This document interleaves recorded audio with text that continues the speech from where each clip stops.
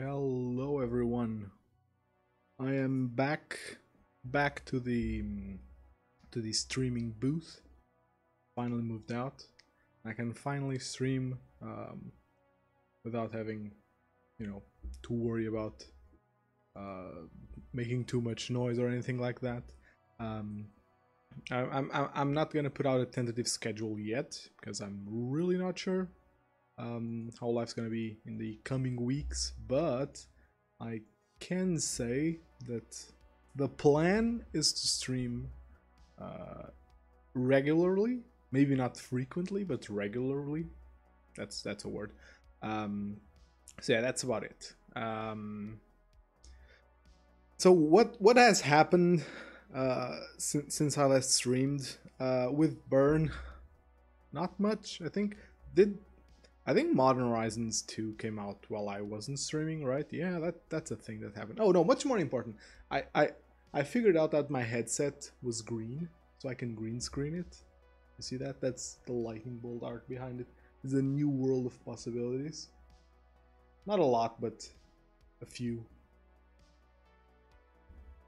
Wait.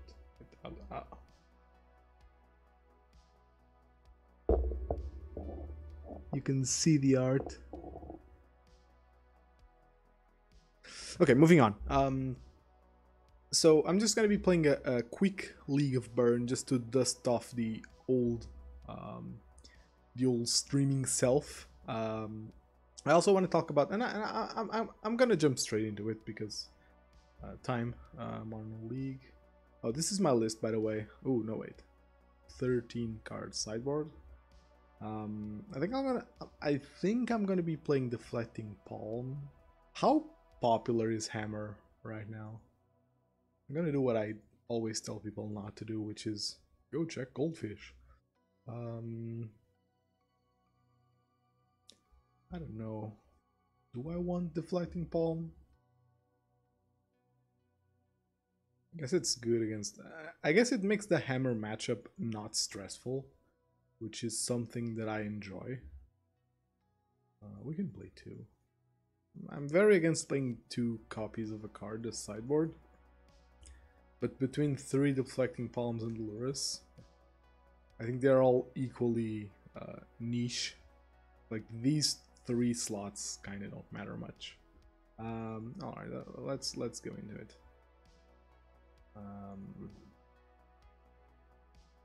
Yes, I want to play Burn. Let's go. I haven't played a League in quite a while. I have played some Magic. I've actually gotten to play Paper Magic a couple of times since I stopped streaming, which is pretty cool. But that was a year ago. So oh, cool. The thing still works. The bot. I want to reveal Lures. Oh, textbook perfect hand. There's some awkwardness with the 2 drops, some awkwardness with the 1 drops. But you know, 2 lands, 5 spells. You can't ask any more than that. So I want to talk about Kamigawa, which is coming soon. Really powerful set. I think this is gonna be the new Eldraine. Like, oh, I see he's a man of culture. Which deck like plays Mountain Go? They saw Lurus, so they're probably holding up removal.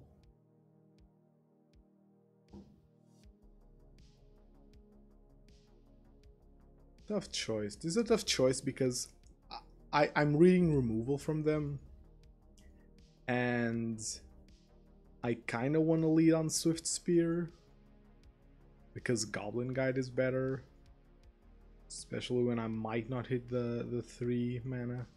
I'm gonna play Goblin Guide all the same. See if I can push some damage through. I wonder what we're playing against. Anyway, it's gonna be relevant info. What the? Is this mono red prison? Oh god. Oh.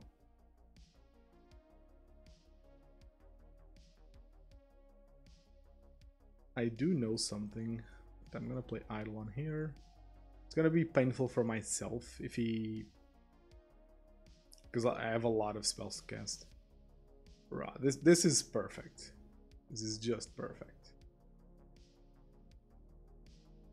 And now I know Chalice is coming, so I can just unload my 1-drops here. I'm gonna take a beating from my own Eidolon, but it's worth it here. Absolutely worth it. We're ahead on board. I have Searing Blaze to make a blocker bad for him. Taking for a 5 here. Yeah, that's pretty cool. So Kamigawa. Kamigawa is pretty powerful. It's a pretty powerful set that's coming out. He just conceded. Okay, cool. So I do think that being prison, I need Smash Smithereens. Don't go into the deck.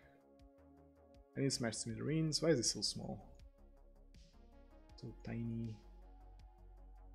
Maybe not that big. I'm never gonna mess up with lands. I think Roiling Vortex might be good. Sanctifier is kinda gas. They kinda can't remove it, right? They might play Blood Moon. Is it reasonable that they play Blood Moon? It is, right? They might not play any creatures. I think Eidolon is not amazing here.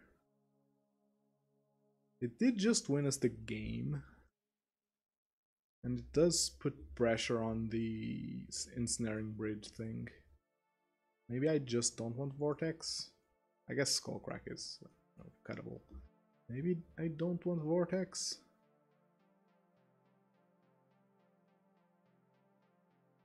I think Vortex being like slow and steady damage is pretty cool though.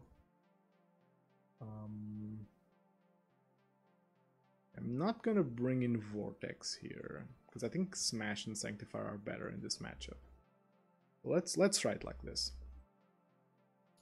Okay, so with Kamigawa, I think the set's pretty powerful. There's a bunch of powerful cards that I think are gonna impact your non-rotating formats. This hand's keepable because I can curve creatures, and that's good. And 4 lands with a canopy is like whatever. Oh no, that could be a problem. We're in it to win it.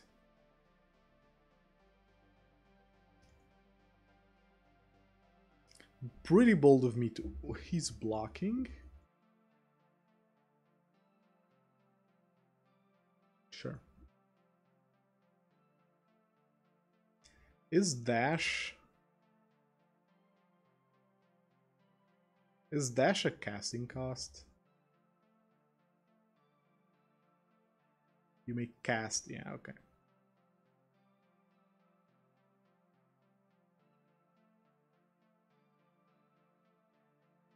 So now the plan is crossing my fingers so he doesn't hit a removal spell with that Ragavan. Sure, whatever. I'm not gonna block it.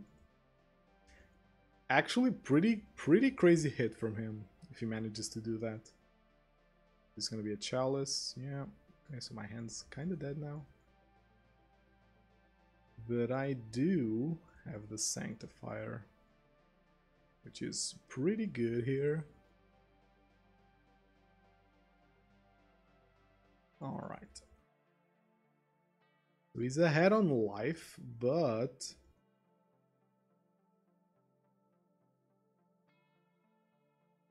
Okay, that's annoying.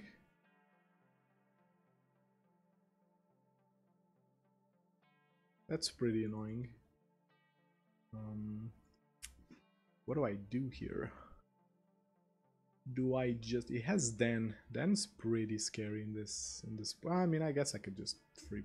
Is the goblin, is Den red? Yeah, it's red. I guess I can just do stuff. I'm gonna put lures in hand, honestly.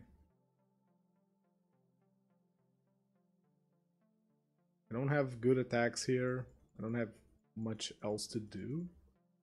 So I'm just gonna hold the line, as they say. This is pretty interesting. A reckless impulse. Hopefully. Okay, chalices, whatever.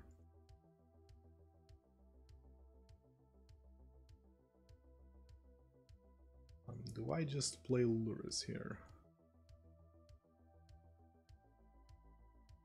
Here's the plan. Oh no, I have Sanctifier. I was gonna say, I'm gonna attack with both. He's gonna block like this. And then I just replay Eidolon. Well, that doesn't work. So I'm just gonna play Lurus here.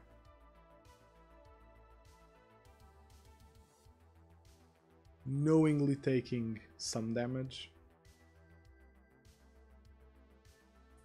But I'm pretty comfortable here. It's hard for him to do much. And oh, that's actually a thing. Wow. Yeah, that tracks.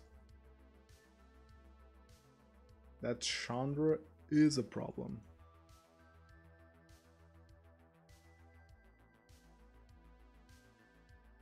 I guess I do have to attack here. Let me try to dig for a Smash Smithereens. That also works.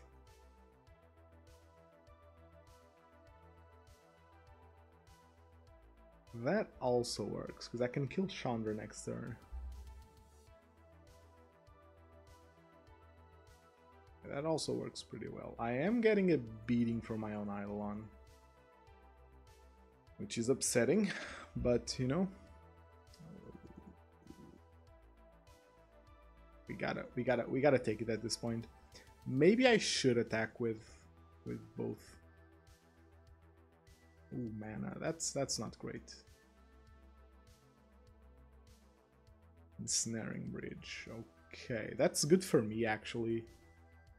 Wait, that's such a bad play for my opponent. What the hell? He has to keep playing spells now. And we got Lightning Helix.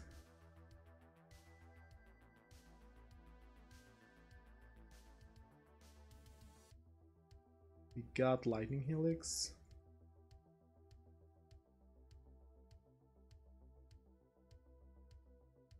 So I'm oh, they can attack. Yeah, that's actually relevant.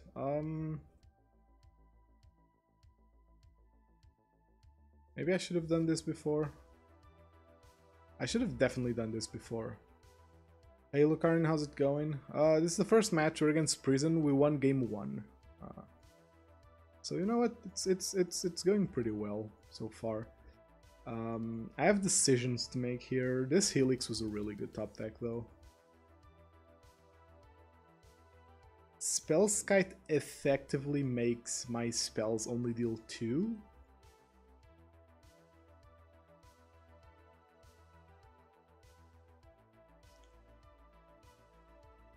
I just want to go face here. I guess I just go face here, huh?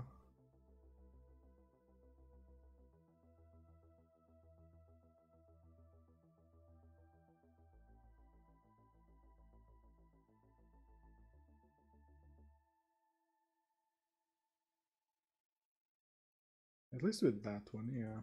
I'm comfortable like this. Because he kinda has to do stuff. I can just play lands. I kinda forgot about that. We might be losing here. Yeah, that Chalice on 1 was tragic. I think I'm dead. I don't think I can win faster than he can.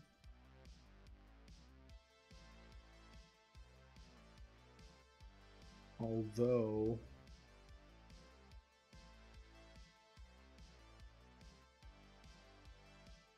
Okay, yeah, if he keeps drawing lands, there ain't much I can do. I need him to draw spells so that Eidolon can punch in a little bit. Need a smash here.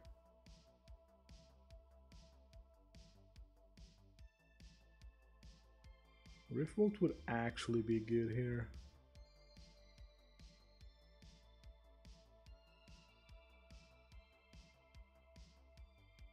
Okay, this is a loss. I do think that him finding Chalice so soon was a problem.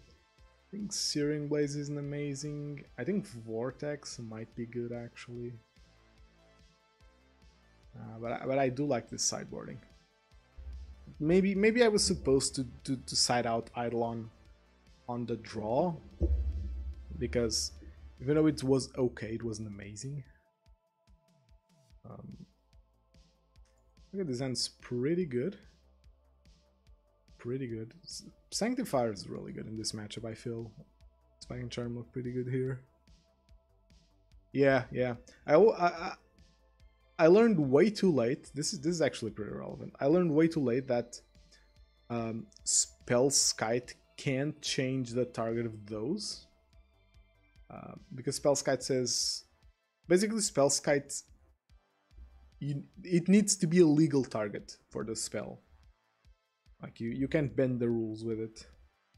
So yeah, those two are pretty good.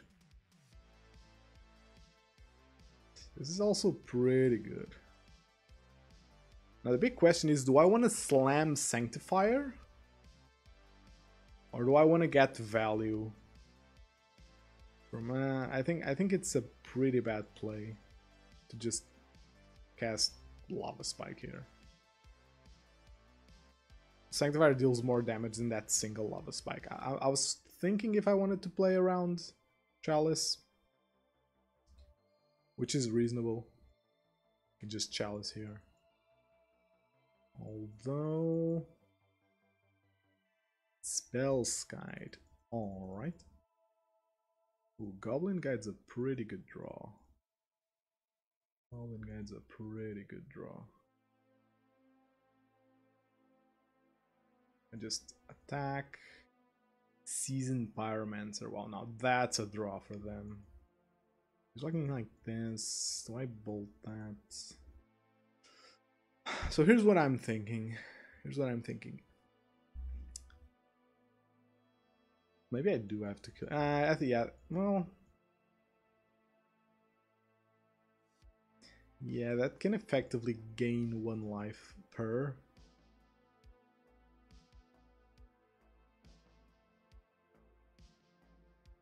Burn spell. I don't love that. Like, this play's pretty sad, but I think I have to do it. He plays in Pyromancer here. Oh, okay.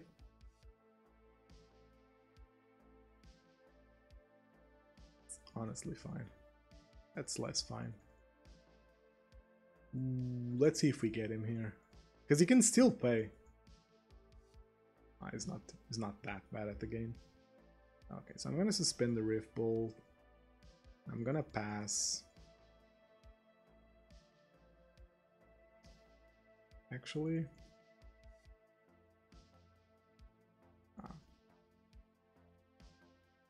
just being cheeky here. Unsure what could come here. If he chalices for 2, I'm kind of screwed. That would be a good play. Seasoned Pyromancer is a bad play. I guess he doesn't have anything else, right?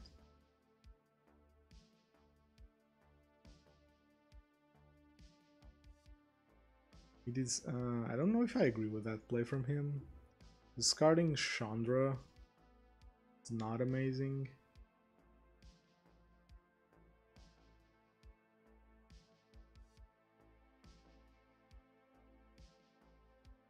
I am attacking with Sanctifier.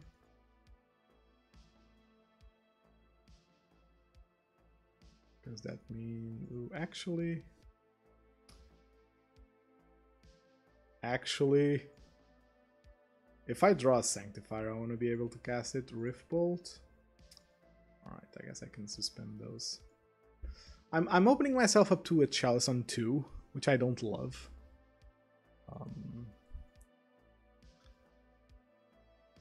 But at this point, I don't think I can. I don't think I can get too cute. Probably has nothing. Like if I were him,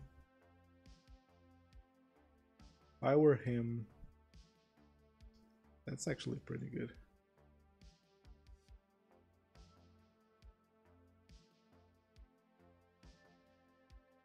If I were him, I would charge a blast zone up to 2 and pop it next turn. He's drawing a Fury.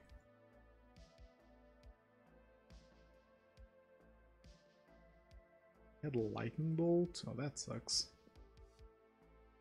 Thought I was getting him down to not a lot here. Guess I still am.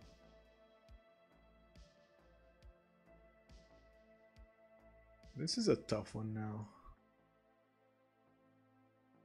He's gonna charge up a blast zone to pop it next here. So I need to draw a burn spell. That's the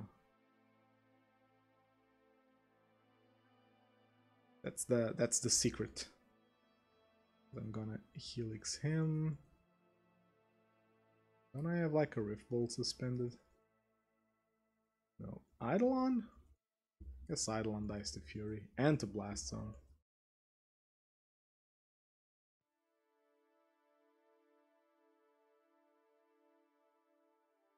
This isn't amazing. Yeah, he's gonna pop it.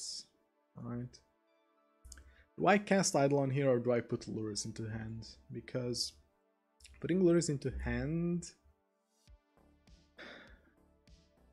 My reasoning here is that putting Lurrus into hand might make him not play that Fury. Because Eidolon here is bad, he's just gonna hardcast Fury and have a really strong board. But by doing this, he might hold off on that Fury. Yeah, see? And now I just win off of that Lava Spike.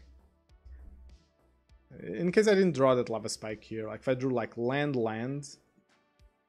yeah, if I drew land, wow, and I needed an extra turn, I think not playing Eidolon there was best.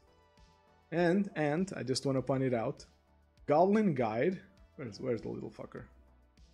Here he is. This Goblin Guide gave me the info of Fury, which I think was really good, because I would never play around Fury like that. I think I just cast Eidolon because, you know, they're at 3, so they have to cast a removal. But with that info from Goblin Guide, I got to make an interesting play. I think that he 100% hardcast Fury here if I just play Eidolon, because he kills Eidolon, he attacks for 3 as a double striker. 3/3, so that's 9 damage per turn. Like, I'm dead in 2. So yeah, Goblin Guide's a good card. It's your best creature if you're playing burn. If you're playing other shit, maybe not. I tried Goblin Guide in Obosh Red back when the deck was more aggro than the mid-range versions that have appeared since, and even then Goblin Guide felt kind of lackluster. Because that late game, because here's what Goblin Guide does that a lot of people don't think about. Goblin Guide helps your opponents draw spells. The clearest way to know if someone doesn't have a lot of experience with burn is, or none at all, is if they say that, or they think that Goblin Guide draws lands. No, Goblin Guide helps drawing, or rather, that Goblin Guide helps drawing lands. No, Goblin Guide helps drawing spells. Because if there's a land there, you draw it. Which means that and I've heard people say this. Oh, I got mana screwed even with a Goblin Guide hitting me. And it's like, yeah, the way your deck is stacked doesn't change because Goblin Guide is attacking you. Um, you could be upset if you had a Goblin Guide hitting you and you were flooding, because yeah, that's what Goblin Guide does. Goblin Guide helps you not flooding in the late game, or your opponent not flooding in the late game. Misty Rainforest. Ugh, that sucks. That's good. Double Goblin Guide openers are really good. And we get to do a thing that I kind of love. Well, I don't love it, but it's like not awful. Ooh, wait, that. So this should be 4-color elementals bullshit. Yeah. So what is he doing here? Renin 6? Oh, please be Renin 6. Oh no, it's Glimpse. It's a Glimpse deck. It's a Glimpse deck. Okay, so that could be a problem. Could be a problem. Mana efficiency here tells me that I want to cast Boros Charm, but not really. Do I want to cast Boros Charm here? I couldn't possibly, right? No, I need Goblin Guide to do some damage here.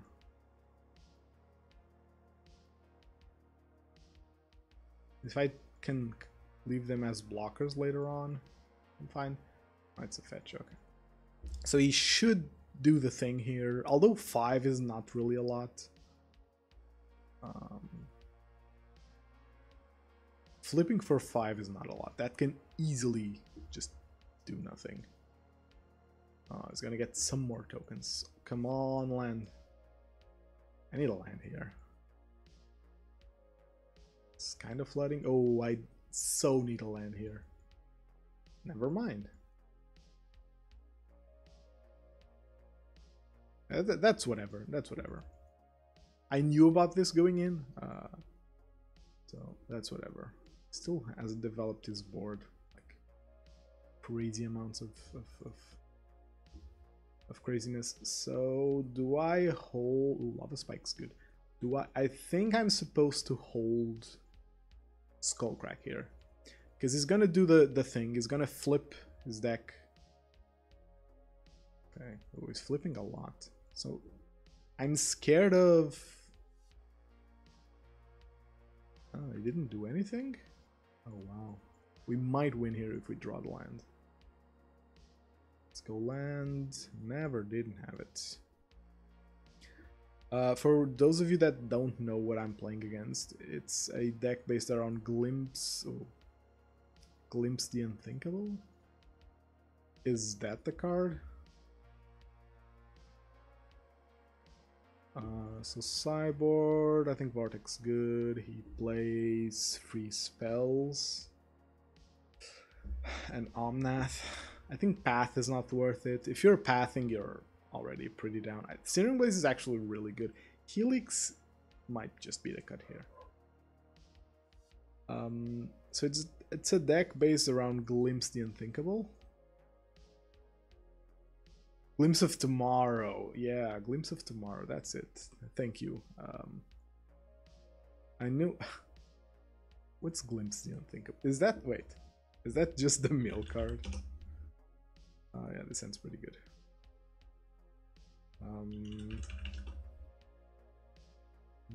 Ooh, Colony Garden is pretty gas against us, I'm not gonna lie. So do I just go over here? No, okay. Killing Colony Garden is actually okay. It's actually okay. Yeah, Glimpse of Tomorrow. Glimpse the Unthinkable is the mill card. There aren't a lot of cards with the name Glimpse on them. There's 7. Wait, he didn't block? Oh, he's respecting the thing. I think I just play Vortex here. And attack all the same. He can't Fury now. And he's taking 5 for his combo, so I only need to get him down to 5.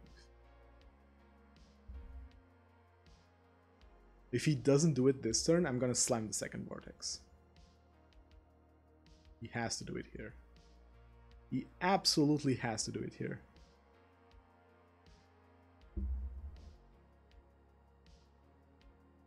Yeah, I guess. Okay, so he needs to kind of fizzle. He needs to kind of fizzle.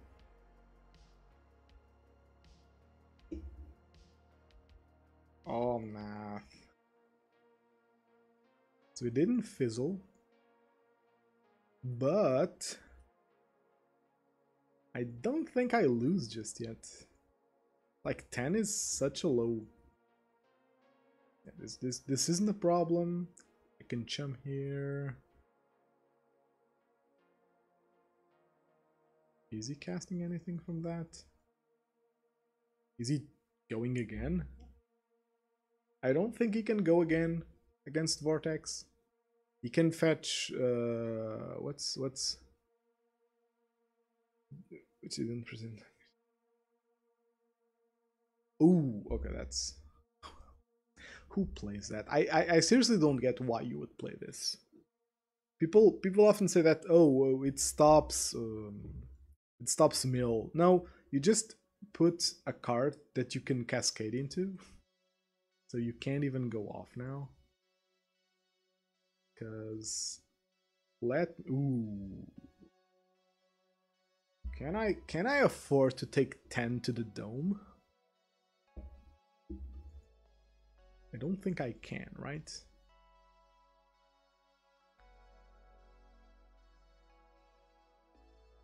I do it like this. Okay, if I do it like this, I take 10. Take 11 from Vortex on my turn. I take 12 from this land, so I'm at 5. Can I survive a hit at 5? I can't. I cannot survive a hit at 5. I have to suspend 1. Hold back Goblin Guide. And really be happy that... Ooh, that's an issue. Yeah. I should have skull cracked on his upkeep. Oh, that's a mistake.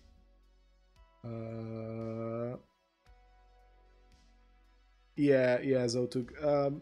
People do the randomest shit when they're against burn. I'm assuming does he actually fetch a Charless agent, or does he have another elixir?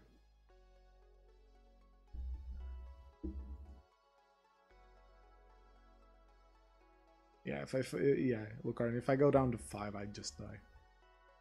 I might just be dead, but at least I'll give my opponent the choice of losing, which he basically has. I mean, he's at 14. He has a pretty good handle on the situation.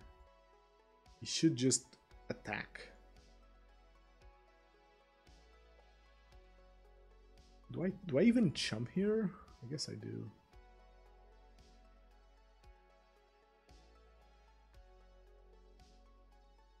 I guess I do. No using letting him like draw a Fury or anything.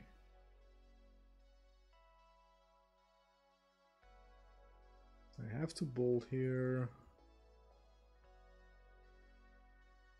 Okay, let me take 5 first.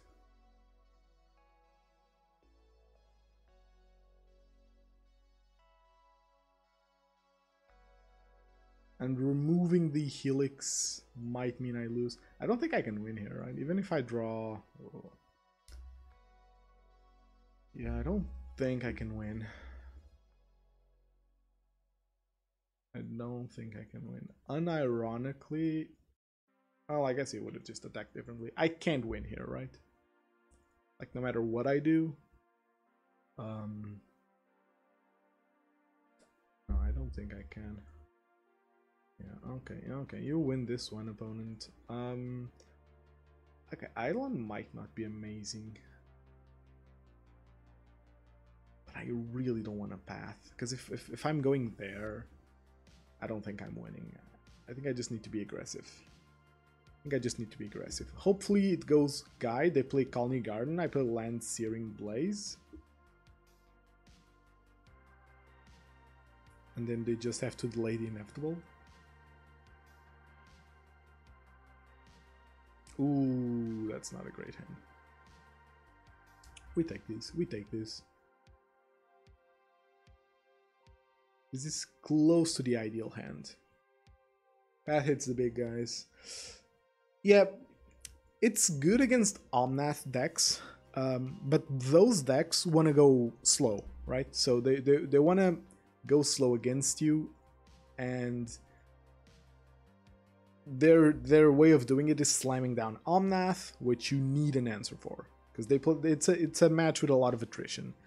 Here, you kind of just want to go fast. Oh, please no Leyline.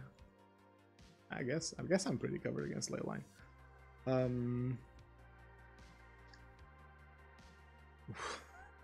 That's a series of misclicks. But here you want to go fast. So if they do the thing into Omnath, yeah, sure. You got it, buddy, whatever. Yeah, Colony Garden here. Whatever. I'm gonna attack first. He's blocking. That tells me... What does that even tell me? Why would he block there? That's awful. Tells me he doesn't have the combo in hand.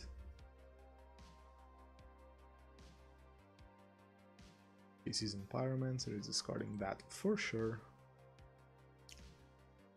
This Rift Bolt's gonna be painful, but I think we have to eat it. God damn it.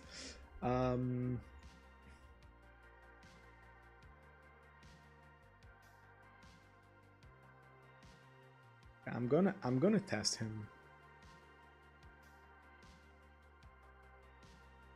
So we found a furry. He's gonna trade, sure. Because with this trade, I'm much more comfortable just doing this. If he flips an Omnath, he flips an Omnath. I can't afford to play around that at this time. I realize I'm gonna take 10 to the dome. But if he does the thing and misses Omnath,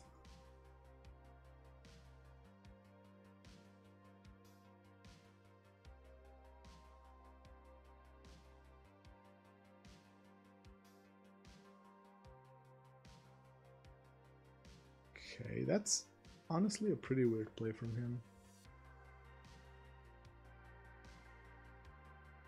Just hard casts Omnath like that.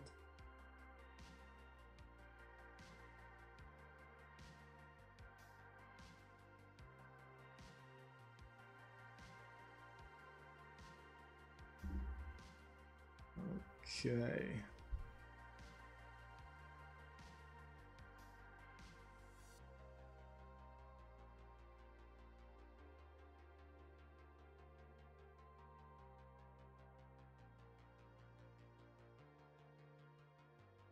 I'm gonna have to upkeep this trigger to stop fetch lands from being a problem. Oh, this is gonna be close. I'm trying to silence out of Vortex against this type of Cascade. Yeah, silence is inherently strong against this type of deck. My issue with silence is that...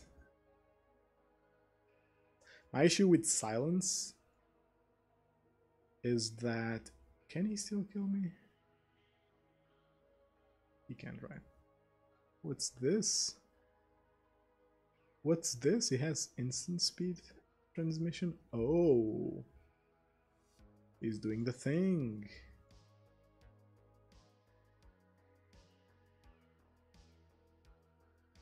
Oh, he found Omnath.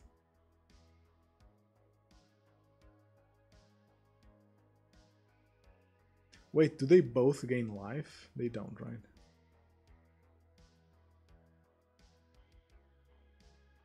They both gained life? Wow.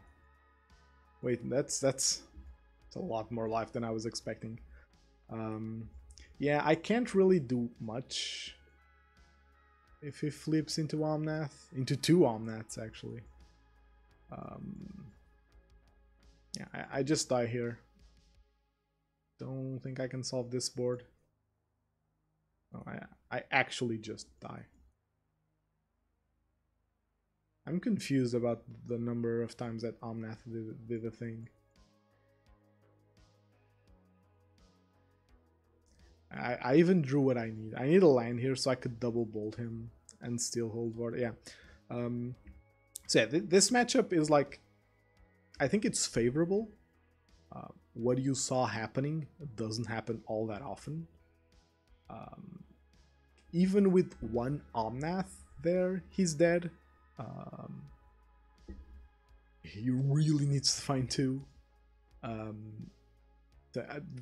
The thing about these matchups, the thing about every Cascade matchup, I think, is that even though they're favorable, when you lose, they feel miserable. Which makes you think that the matchup is bad, but it isn't. I think that in terms of probabilities, the matchups against Cascade decks are favorable. This hand's pretty good, especially against Lurrus. We keep these hands. We pass. Alright, hopefully it doesn't start strong.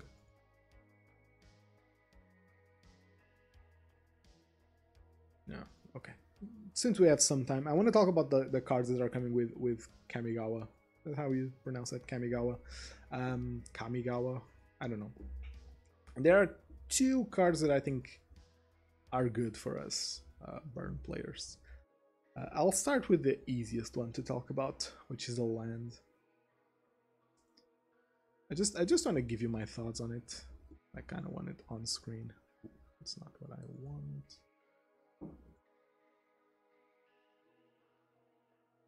It's a Bloodstained Mire. That could be anything. So I'm talking about this land. Sokenzen. I can never remember that name. That's okay. Not amazing to draw another Swift Spear. I'm guessing that Swift Spear is gonna die either way, so maybe the second one is good.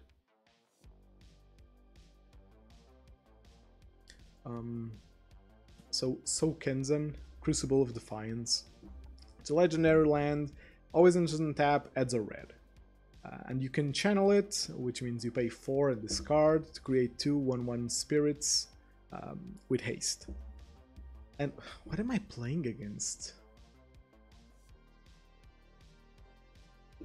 What the hell is this?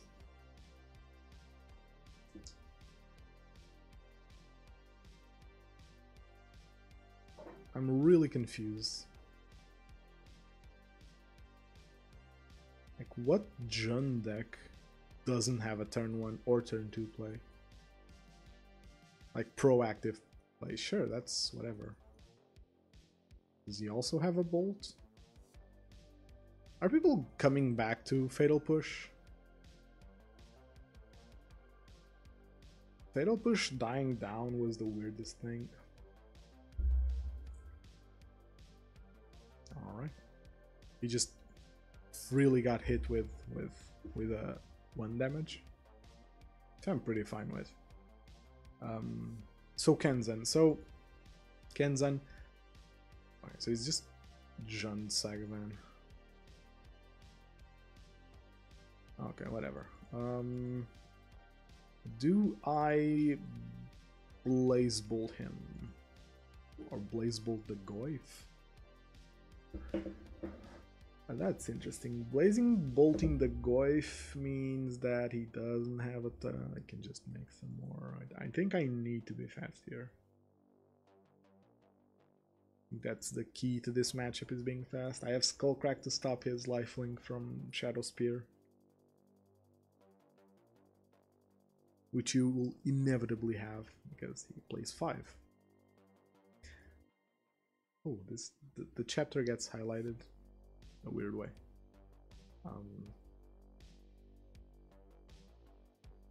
Not Skullcrack. What sucks here is that I now have to hold Skullcrack next turn, so if I don't find like a good card. Is that 11? That's a lot. That's a lot of life. I need like 3 spells to win. Or top deck double Boros Charm once. Let's go. So about the land. I think that your mana base in Burn should be the one I'm playing. Which is this. So 3 mountains, all white sources after that. 20 lands to give you 17 white sources so you can do stuff at... Ooh. That's interesting. Not really. What do I do here?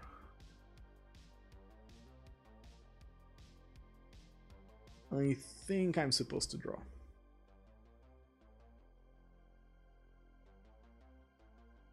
Yeah. I think I'm supposed to draw and hopefully find a spell next turn to push the win. He's most definitely... He's creating a token here, that doesn't matter. He's fetching a Shadow Spear now. He's making the mana to equip it. Is it 1 or 2? I think it's 2, that's why I'm not... Yeah, it's 2. 2 is a lot to equip it. He's playing a Dragon's Rage Channeler. Or Darcy. He's gonna equip Shadow Spear to Tarmogoyf. He's thinking this one's in the bag. What do we say, chat? Not today. I do need to draw a burn spell here. Burn spell. Nope. I can't do anything, right? That's just too big of a clock and too big of a life gain source. Okay. So because Saga is so annoying against us, I think we need Smash Smithereens because they are a graveyard deck. Effectively, we need Sanctifier. Path is always good against big threats. I'm a fan of siding out Eidolon. So these are my maybes. I'm currently making a maybe pile. This is my maybe pile. Eidolon because my opponent plays a very interactive game where Eidolon doesn't shine. Searing Blades because his creatures are either irrelevant or too big for Searing Blades to hit. And Helix because it's a flex slot. It's a worse flex slot than Skullcrack here. I guess on par with Searing Blades. So what do I want? I definitely want Sanctifier. I definitely want Sanctifier. God, am I really bringing in Smash for like... Because that was essentially the nuts against us. Well, not even, like... If I have a not awkward draw there, I think I just win. Because we drew the 5th land, it's always punishing. So Sanctifier definitely comes in. I think Path also comes in. I mean... Maybe Path is supposed to stay out. And then like... just trim like this.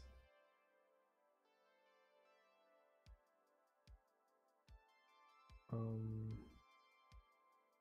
maybe Path stays out. So I want to be fast.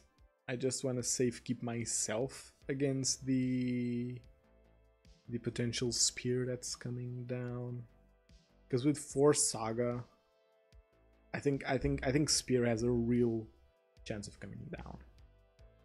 So this is gonna be my side, I think. I could replace Blaze with Path, but I like Blaze more, especially on the play, where I do need to be aggressive, and Blaze is very aggressive. Resuming. Yeah, this ends pretty nuts. pretty nuts.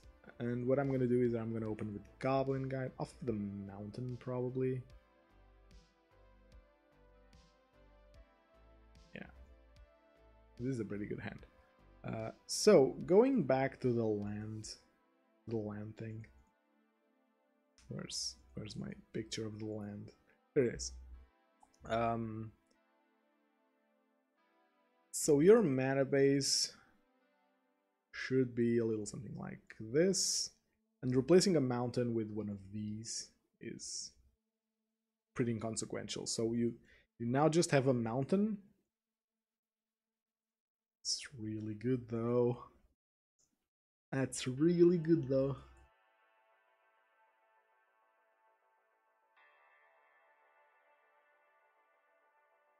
Yeah, I have to do it. I have to do it. It's too good not to do here. Because he made an aggressive play on turn 1. So I need to... I have the space to match that aggressiveness.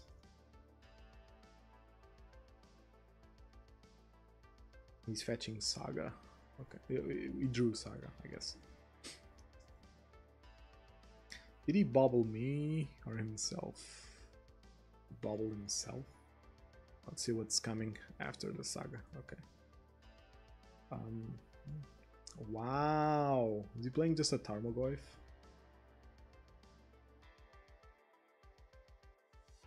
Just naked Tarmogoyf?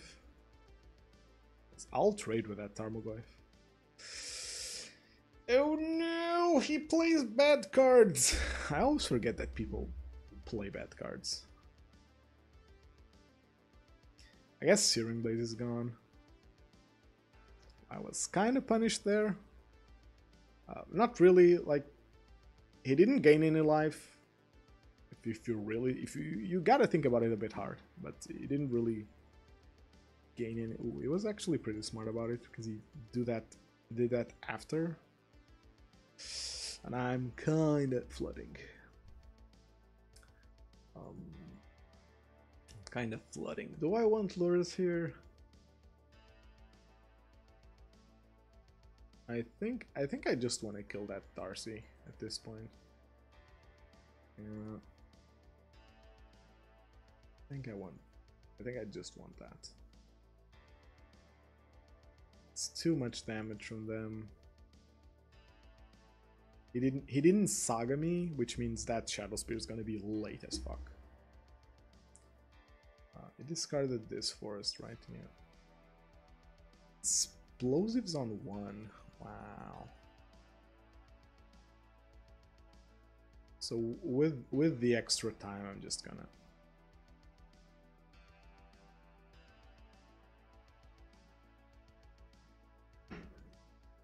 And I know he has an Holy Heat. And now Fatal Push. Wow, so this Lurrus is long gone. Both Lurrus and whatever Lurrus gets are both dead.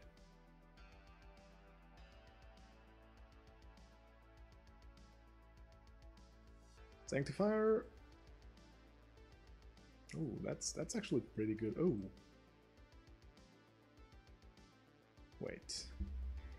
You can create a construct here and equip it with Shadow Spear next turn. Oh, that sucks. Because I gotta respect that. I gotta respect that.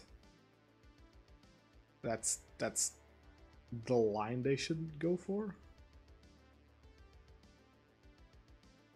You can make a construct here. You equip Shadow Spear to it. Yeah.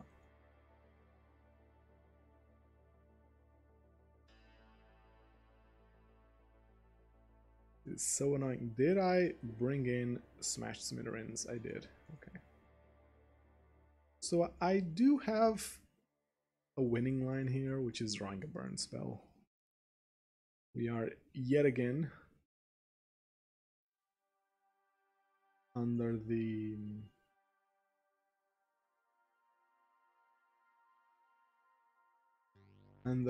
draw burn spell to win. Can I do it? It has to be a bolt. I have a bunch of them right now. It does have to be a bolt. That does not work.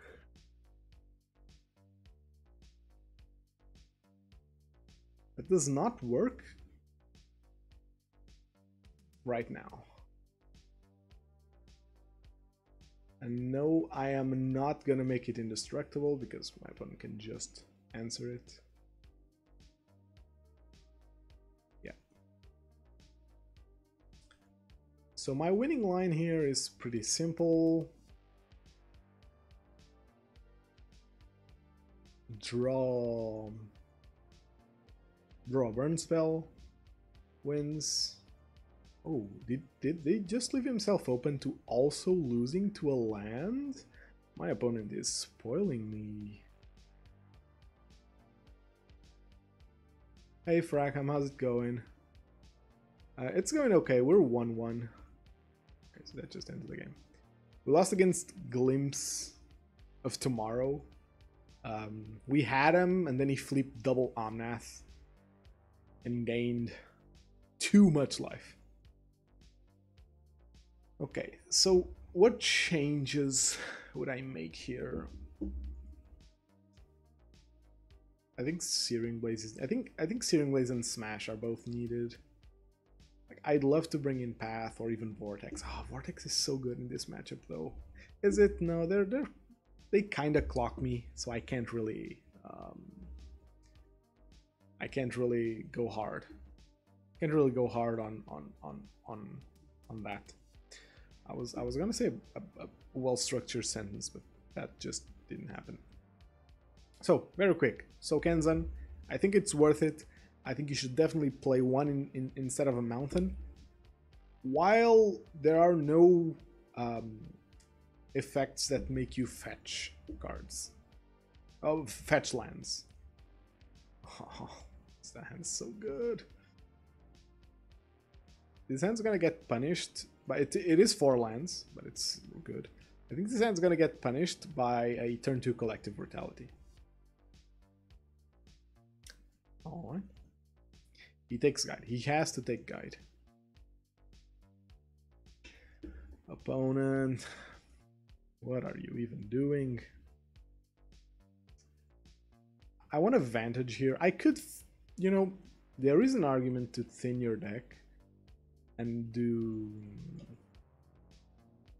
get, yeah, Saga's fine. I have Smash Smithereens. This tells me he has another discard effect though, because he didn't take Smash. I think this is the Collective Brutality. It's gonna kill Goblin. All right. Oh, he has another. Yeah, sure. If you can Sanctify on play, this kind of same as Path. Yeah, that's very fair. That's very fair. Like I would bring in Path to kill Goyf, but like Sanctifier does the same thing effectively. Oh, this isn't amazing. This definitely isn't amazing.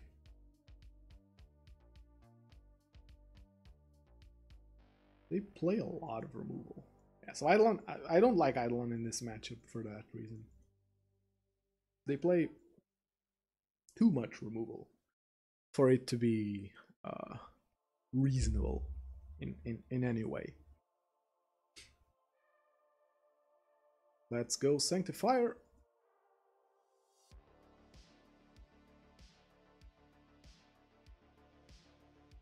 Sanctifier's pretty big here. Skullcrack also works. Skullcrack also works. Although I think I have to do this. Yeah. If they have the discard, they have the discard. I can't really play around it. Check. I don't think they do. They have one card in hand that I don't know about, and I think they would have proactively discarded me there. Wait, I just drew this. Whatever. Oh, shock yourself. God damn it. So once again, We are under the draw bolt and win. That's happened quite a bit. Oh no!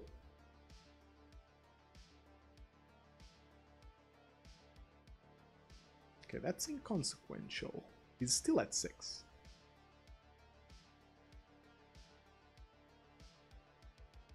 That's inconsequential. Ah, see, now there's a big question. I think I'm supposed to do it.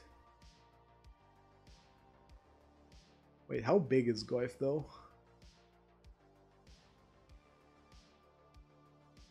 Goif is a 2-3. Goif is a 2-3. I think I still have to do it.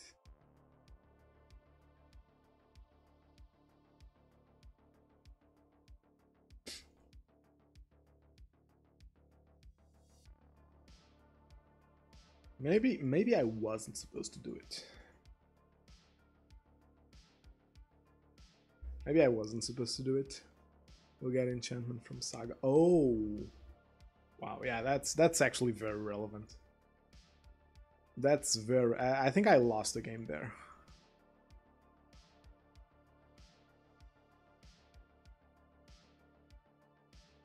I think I lost the game with that line. Yeah, that was very relevant. That was a big mistake to make. Oh, did I have any option though? Could block. I could have blocked, but I'm not winning the game if I block there. Did I have? Yeah, I think I was dead either way, right? Because even if I skull cracked that, it just killed me with that combo. Like Goif is even bigger. Yeah. It's kind of sad that Sanctifier doesn't shut down the Jund graveyard deck. Rough league so far. Yeah, I was dead either way. I needed a bolt there again. So that match, sure, like, it's not a lot of data. It was one match, but Sanctifier never felt amazing. Like, unless it comes down on turn 2 and it clocks them, doesn't seem too amazing. Which might make me rethink about that slot right now. Because what decks does it really hit?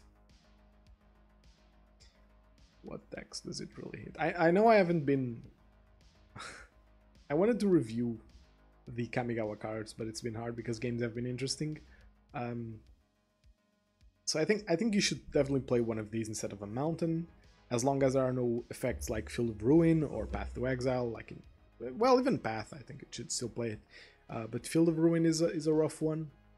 I don't think that the Boseiju land is going to make you not want to play this, because you can fetch shocks with that, so that's fine. You still have 4 fetchables with that.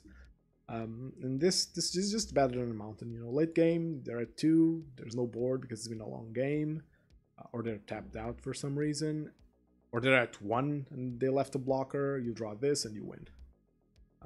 It's very niche, but also the inclusion cost is virtually null. Like, you don't have to make Bend the Saga out of the Milky Way. Yeah, I think Saga. Okay, I'll touch on. Yeah, I guess I could touch on that now. So play this. That's all I want to say about that. So a Saga ban. A Saga ban is very reasonable. The card does too many things. The card is mana. Like, sure, it gets sacrificed after 3 turns, but that's not relevant for the equation. This ends bad. This ends almost as bad, but I have to keep it.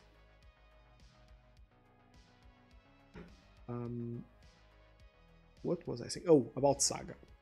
I think Saga does a lot. It's a threat it's an answer because it can fetch things that answer stuff. Like my opponent just beat me because he was basically playing 5 main deck copies of one of the strongest cards there is against Burn, which is you know, life gain on a big chunky boy, and that could be an issue. I think that Saga needs a really good 0 or 1 mana artifact for it to get banned, because I don't think there's like one artifact that's like always good, always strong. This sucks. And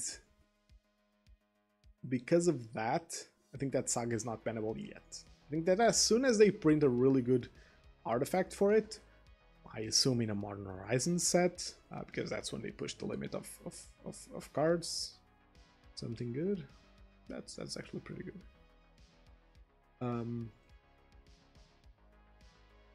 I knew I was saying stuff. Oh, about Saga, yeah.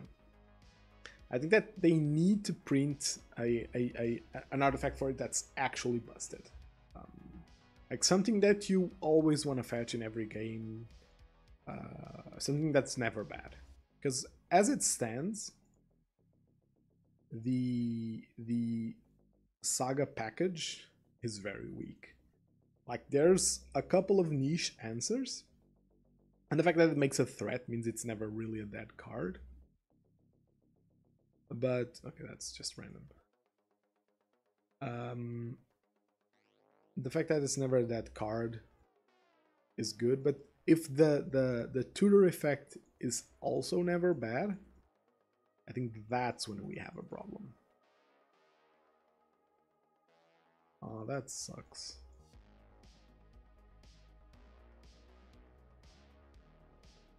That sucks. So I lose to a lot of things here. So we're in the pod situation. Yeah, that's pretty much it. Pod is never gonna be unbanned. Well, I mean, that never. Does he just have? Okay, Wormcoil. Sure. Can I draw a Skullcrack, please?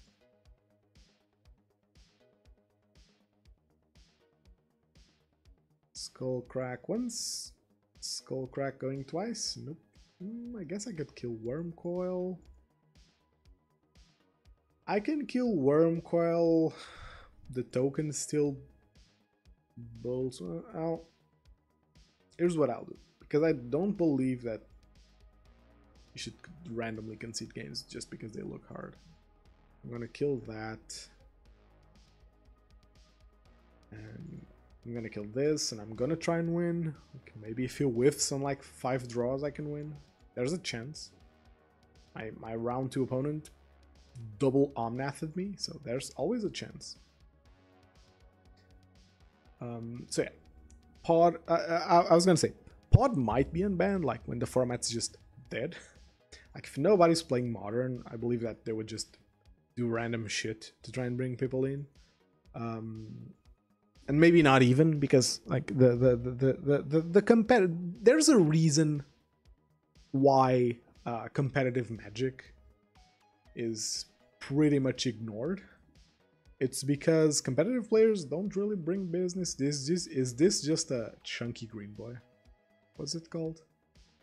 Thragtusk. Is this just a Thragtusk? No, a Cardinal Bird. He exiles my land because he's smart, yeah. I draw Helix and I concede. Ooh, Goblin Guide. It's equally as bad. So yeah, that's why I think that competitive Magic. What do I want to bring in? Palm is fine. Oh god. Palm is fine. Eidolon is embarrassingly bad. I like Path over Smash because I genuinely think that smashing a Wormcoil token is more situation than pathing it, because you path it for 1 mana and you still get to be aggressive. I'll still bring in like this, just because it's better than those other cards. But yeah, competitive Magic isn't something that Wizards invest in because it doesn't really bring business. Competitive players have their decks, and they have tried. I mean, I don't think you can argue against that. That they have tried to make profit of competitive players with Horizon sets. That's pretty clear. I still think that Horizon sets were well executed. Two, actually, I'd have to think about it a bit harder. Maybe Modern Horizon still was worse, like not as well designed. Just because Modern Horizons 1 gave us niche things and some clear-cut answers, whereas Modern Horizons 2 just gave us good cards. But I'd have to think about it to like reach a conclusion of which Modern Horizons set I think was better for the format. This hand's very crappy. Yes, give creatures. This is a fine keep.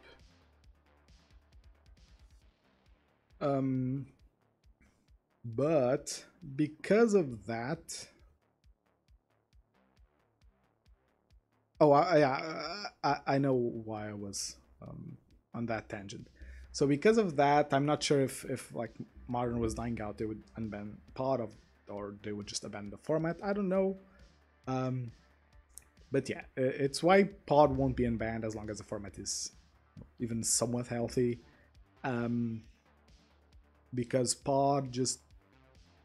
There are two reasons, actually. Reason number one is that powerful of a toolbox effect is arguably too good. Like, you can just load up on some singles and you always have answers for what your opponents are doing. But I don't even think that's why Pod is banned, honestly. With the recent ban announcement, where nothing was banned, they did give us some light on it. It's so bad. So bad. They did give us some light. They said that Pod was never gonna get unbanned. They basically confirmed it. Because even if a toolbox deck would be... Yeah, that's exactly what I want to reach. Is that even if a toolbox deck was fine, even if you could make a toolbox deck be fine and healthy, the combo aspect of it would just be too present. There's no way that you... if I have a lot of lands, I can just do this. There's no way that you can not make Pod a combo deck. Oh my god, lands! Why?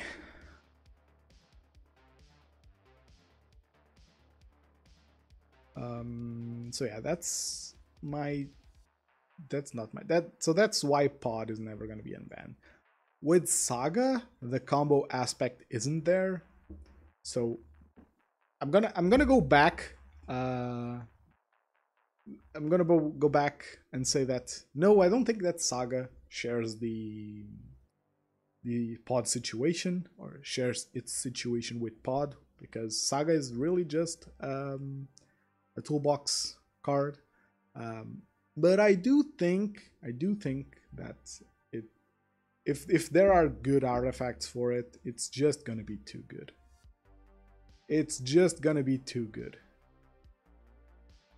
Right now, I don't think there are enough good artifacts for it, but I think that if down the line, when it breed like... And we only really need... Yeah, it limits design, but that's the thing, it doesn't limit design. What's gonna happen is that they're gonna print a busted-ass card to go with it, and they're gonna ban Saga. And the justification will be, oh yeah, this combo's too good, and... Oh, god damn it. This is why I hate Palm. This is why I fucking hate Palm. If that's a bolt, I win. If this is damage, I win. I'm gonna draw Smash. Oh. Oh. My god. No, I think they're forcing themselves to make colored artifacts. That's been happening. Okay, that's just me. That's just mean. Okay, you don't need to put in the fucking laugh emote. I think that they've been making colored artifacts because that was an issue with artifacts. Was that I'm not really paying attention. Oh my god, no. Opponent. Are you alright in the head? So bad. I want him to play Wormcoil here.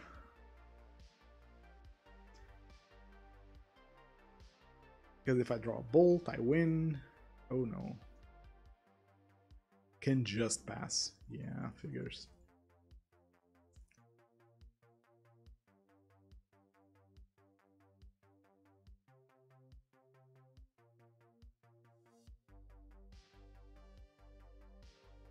Oh my god, so many lands.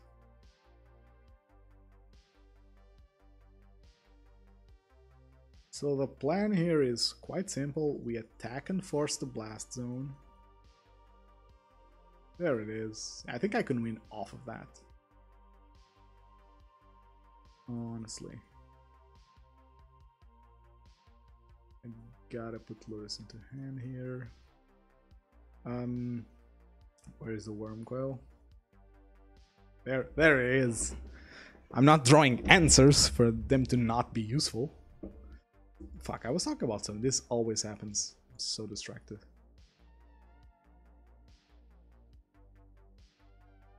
It's 5 mana.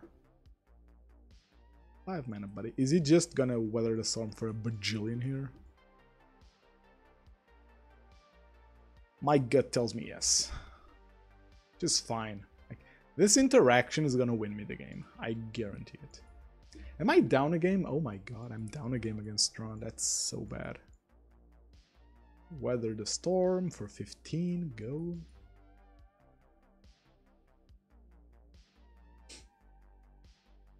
I guess he's setting up a next turn. That's just better.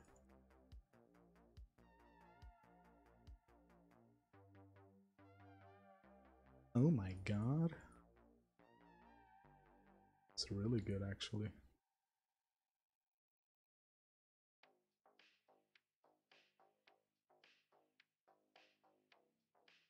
Okay, I have a lot of ways to win here. He's drawing Sylvan, which is fine. Yeah, I think I'm in a good situation here. What does Sanctum do? Mana value 7? Oh, that doesn't trigger it. Yeah, this is just not correct right now. I know he has a Wormcoil, and that's about it. And a Sylvan Scrying, I guess. What a weird game. What a weird game.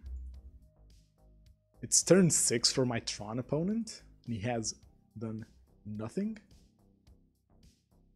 other than killing some creatures and gaining some life. This is why I think these cards are bad. Well, Blast Zone is free, right? But, like, he probably kept that hand because of Weather the Storm, and he's still gonna lose. Most likely. That's a problem. That's a problem. Bolt. Alright. You can cast Weather the Storm there. I'm actually gonna wait. He could have Weather the Storm. I get blown up by a Weather the Storm here. So I'm gonna wait. Like a good boy, like a good player. And I'm gonna palm the Ugin uptick. The Eugene uptick. Which I can. I gotta pick Ugin, right?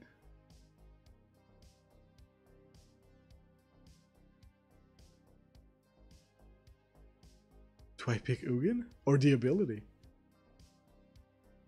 Oh my god.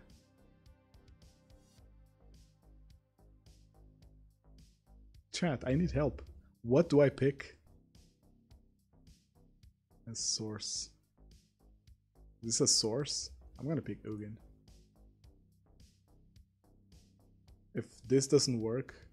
Okay, it does.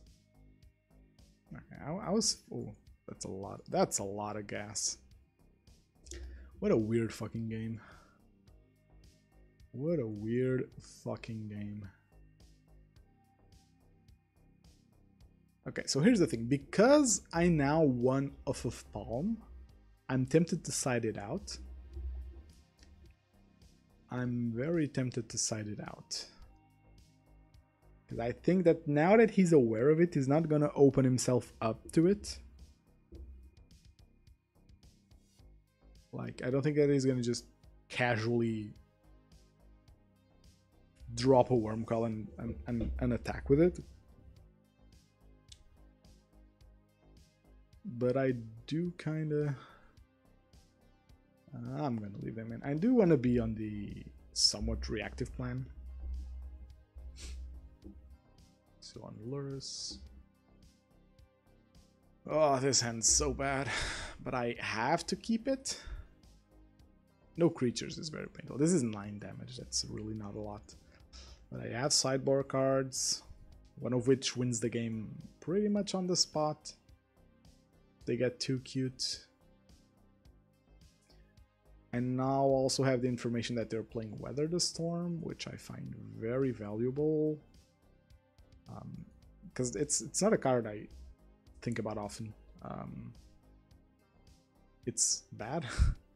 I think in Tron it's okay. I think that Weather the Storm is a card that it's okay playing if you are... Please let this be a Wormcoil engine. Please let this be a Wormcoil engine. He's setting up for Tron because he has something in his hand that's worth playing. If it's Karn, I'm just dead. So that's 3. Creature here is fine. Yeah, that's fine actually. Because I also have Path in case he does something nasty. 5 damage, going down to 12.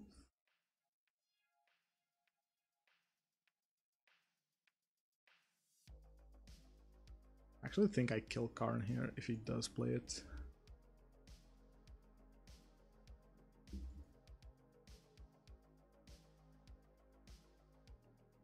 Unsure. Let's see where Destiny takes us. Okay, a Thractus could be incredibly annoying. Yeah, that's a Thractus if I've ever seen one. Sure. Sure, opponent. I can still palm you. Now I get the Skullcrack.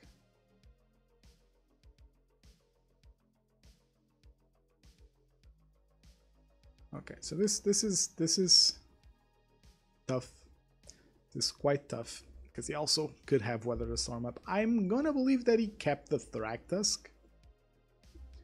Well, that's a lot of mana. There's the Wormcoil. Okay.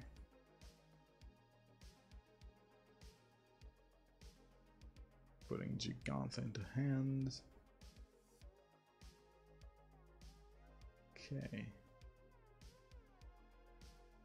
He's not attacking. What a pussy. I'm just gonna do this. Notably,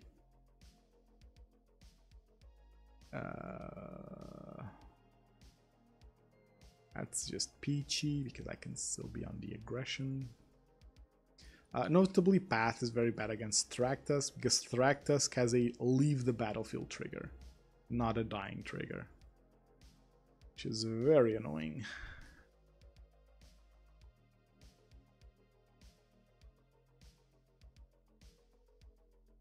Eugene.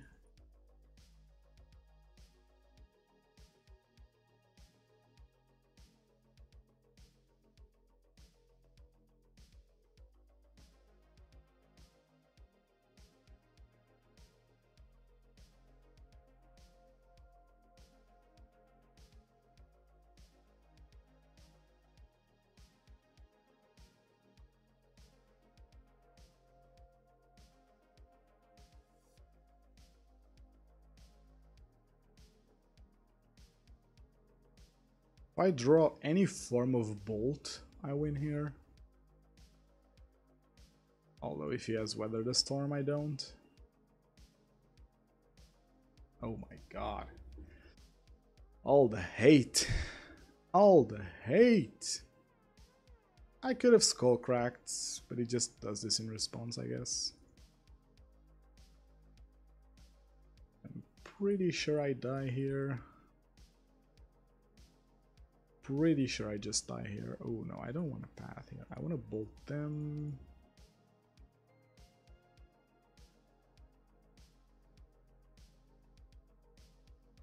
Okay, that's good. That's actually pretty good. Is it though? I don't think it's enough. Oh, they're at 14. That's a lot.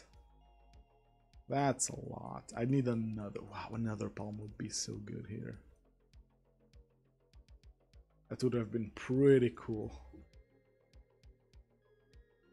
That would have been pretty cool. If he has another one, I'll just throw myself off a bridge. Oh god. Does he have more life gain? I mean, I guess I can't really criticize him if he's beating me this hard, right? Like, that's... Oh, that's just mean. I can't win here, right? I path this, I charm him. I have to take 5, 7, 8, 9, 10, 11. Next turn is lethal, yeah, okay. Okay, opponent, okay. The 5th hate card was enough. That's a sad league. That's a sad league that I'm gonna have to review in a while. But whatever. Let's talk about happier stuff. Let's talk about Kamigawa's potential good card for us, which has 2 things about it that I really like. Thing number 1. Thing number 1, they have... This hand would be so good. This hand's so bad. Oh, I'm gonna go down 5 for sure. Yep. Yep, I'm gonna keep this with a very sad look on my face. I think I gotta do this. Oh my god, this is so bad. Going down a 5 to keep a 1-lander is a travesty. Happier thoughts. Happy thoughts. Happy thoughts. Wizards has once again delved into the 1 mana 2/2 with haste design space, which I think is a cool design space. Like, it's definitely a powerful card to exist, but I think that it's a reasonable card to exist. Like, I don't think that they should not do it because of standard, because standard is it's inevitably going to be slow, even if you have a good 1-drop. And I think it's a design space that ends up being good for other formats. I think Pioneer is in dire need. Oh, god damn it! Just tucked you. I did shuffle. I think I have to attack then skewer. Attack into skewer. But with Wizards going in on the design space of 1 mana 2/2s with haste, we had Wayward Guide Beast, whose downside is just too big. And my issue with Guide Beast is that you can't play it on turn 1. It's unarguable that Wayward Guide Beast is a bad turn 1 play. And I think that if you want a 1-drop to play on turn 1, it's as simple as that. How is my opponent at 13? I guess he is. What's this? Okay, this line's sick. Oh, it's Vengevine. It's Vengevine. All right.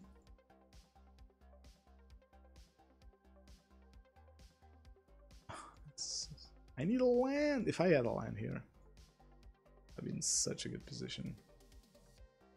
Okay. This league is a bust either way.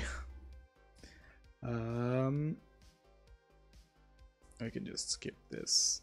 And so with that, they give us... So I think that a 1-drop you need to be able to cast on turn 1, or else it's just bad. And here is what they gave us. Reinforced Ronin as haste, costs 1 mana, it's a 2/2. And at the beginning of your end step, you bounce it to your hand. So this is a clear downside. I think they could explore downsides like Goblin Guides, which is like kind of a downside, but not really.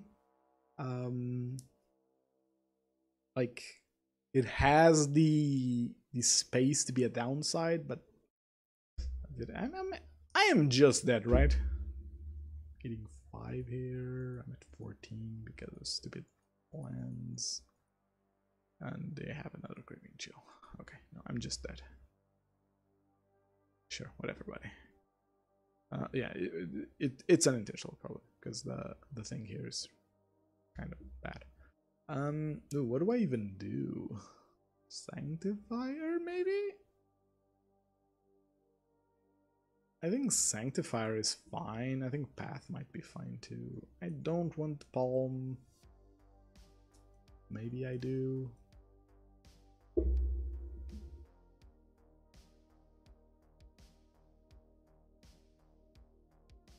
Priority order of... Ooh. Thanks for the follow, Ookward. That's a weird name. Priority of turn 1 plays of all playable and unplayable 1-drops. That's an interesting thought. And I'm gonna include our little Ronin here. Okay, wait, let me sideboard first. All my cards are good. Would I even take out?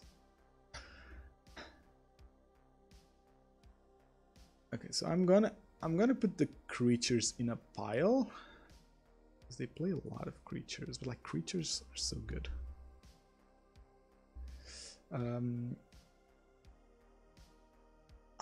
Idol's so good against them. They don't run like any removal, and their plan is resolving 2 spells per turn.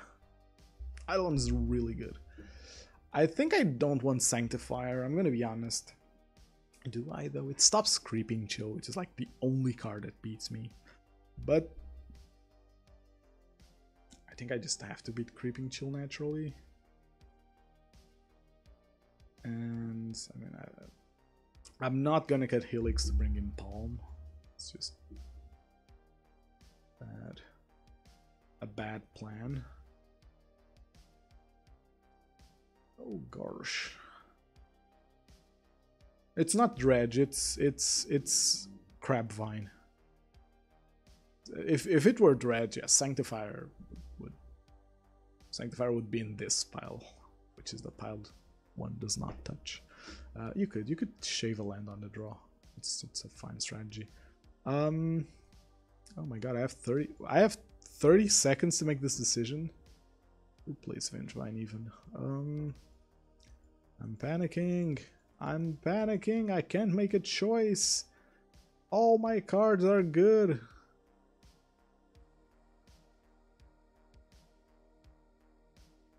Oh my god, all my cards are good. All my cards are... I'm gonna go full aggressive here. Vortex also hits Griff. I don't know if this version plays Griff.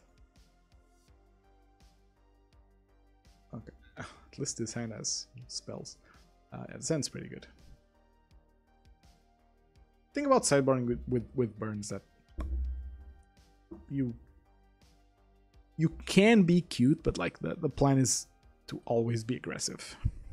Well, that's not true. Against Prowess, I used to sideboard very passively. Did I? I didn't board Sanctifier in. Okay.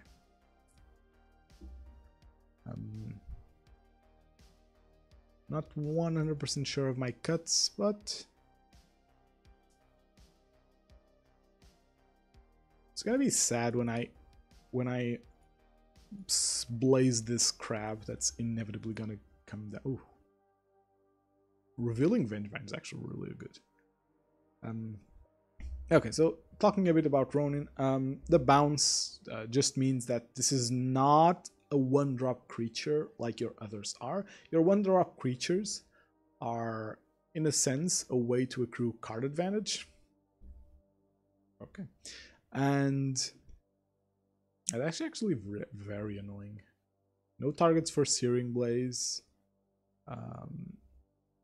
I guess I can set up Skullcrack, but like that's not super aggressive.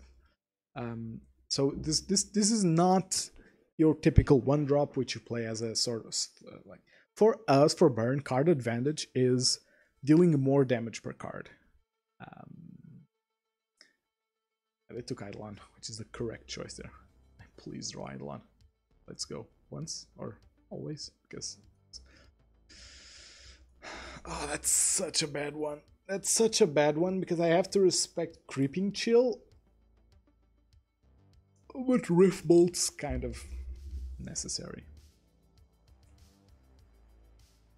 I guess with Searing Blaze I can just wait it out.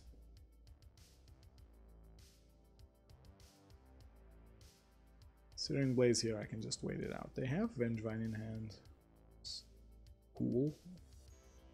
It's cool for me. Them drawing a shock here is also pretty cool. Who designed Creeping Chill? My guess is someone that doesn't play Modern. Because Creeping Chill is a fine card for limited. Like it's an insane value because it came out with a surveil set. And it's insane if you surveil it.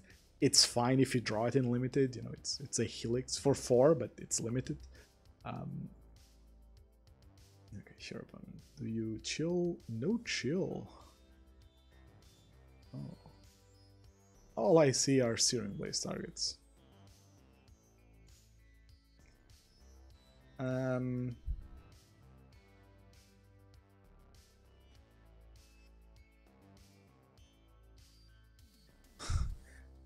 Yeah, yes to that, but also they did give us Skewer. Like, when I started playing Magic, the latest attempt at making a fair bolt was Wizard's Lightning, which I don't think is good enough. But that's what they... This is fine. This is fine. It's not fine. I have to... How many Vengevines do they have in the grave? Just the one? Yeah, sure. I can play around Creeping Chill here.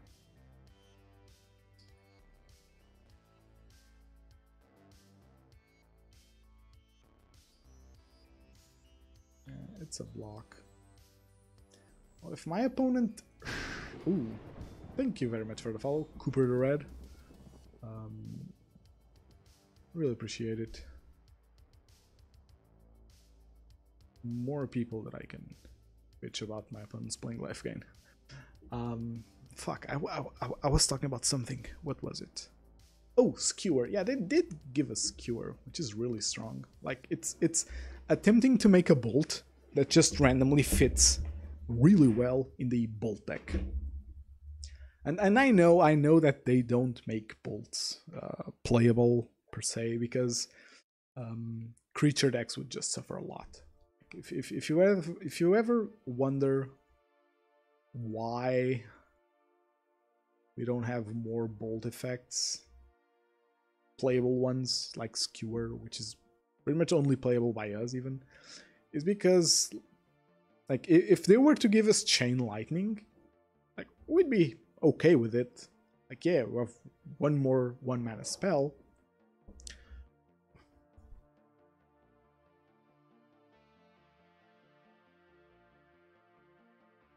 I'm confused. My opponent shocked himself? I'm gonna shock himself, which tells me he has something.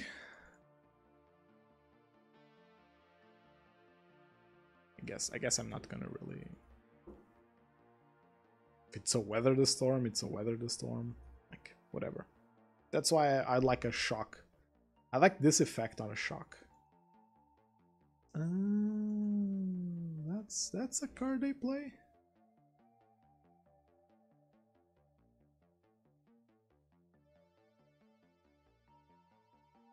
Oh, this is actually very relevant information. What the actual fuck? Oh no! Wait. Huh. That works. So yeah, if Chain Lightning were printed, which is, you know, the second best bolt, I guess, you'd have a lot more removal in index. Which would be a problem, maybe? Like, you already have a lot of removal index. Actually, okay. I'm gonna make an argument for Chain Lightning. So this is Goldfish, right? Can you see all the Goldfish? Yeah, this is Goldfish. We have Fury, Solitude, Prismatic Ending, Unholy Heat as very played cards. Let's look at the top decks. Creature deck.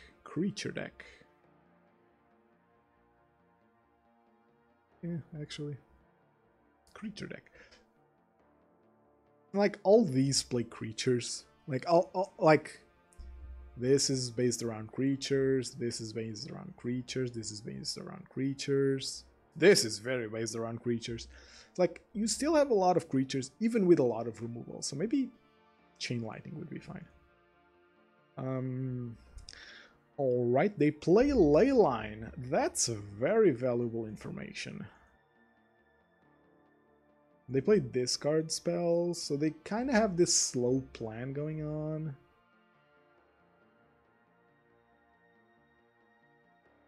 Oh gosh, I think Eidolon's bad on the draw.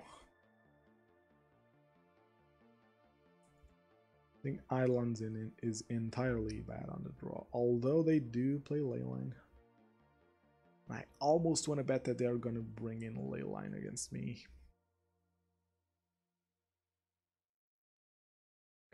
Well, they did. I almost want to bet that they're gonna mull a bit harder to Leyline. So yeah, maybe Chain Lightning would be fine, but that's not my final stance on it. Just a random thought. This is fine. It's playable. I really like these lands. Okay. Keep. This was a tangent. Oh yeah, I was talking about Ronin, reinforced Ronin. So not like 1-drop creature. It's just it's like a repeatable source of damage, which we like. An instant spike. An instant spike is unplayable by everyone but us. Like, they're not gonna do well. They did give his Flame Rift, but I think that was just like a, well, this card is okay, I guess. But I don't think that they'll design stuff that you can look at and say, wow, this is bad everywhere but here. At least a burn spell. They're not very big fans of doing that with burn spells. So yeah, I think that we'll keep getting nothing in terms of burn spells. It's like a spell with playable turn 1 if you have to. Yeah,